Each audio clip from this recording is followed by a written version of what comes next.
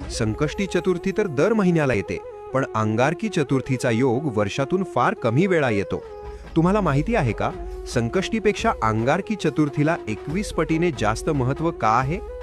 जेव्हा संकष्टी चतुर्थी मंगळवारी येते तेव्हाच तिला अंगारकी म्हटले जाते. याचे कारण पुराणात आहे. अंगारक म्हणजेच मंगळ ग्रह.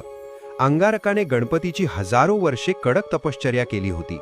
त्याच्या भक्तीने प्रसन्न होऊन बाप्पाने त्याला वरदान दिले, आजपासून जो वार तुझा आहे म्हणजेच मंगळवार, त्या दिवशी जर चतुर्थी आली तर ती तुझ्या नावाने म्हणजेच अंगारकी म्हणून ओळखली जाईल. या दिवसाचे महत्त्व खूप मोठे आहे. शास्त्र सांगते की वर्षभर येणाऱ्या सर्ण संकष्टी केल्यावर जे पुण्य मिळते ते पुण्य फक्त एक अंगारकी केल्याने मिळते. ज्यांच्या पत्रिकेत मंगळ दोष आहे किंवा ज्यांना कर्जातून मुक्ती हवी आहे त्यांच्यासाठी हा दिवस सुवर्ण संधी असतो.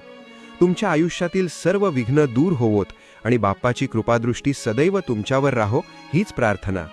कमेंटमध्ये गणपती बाप्पा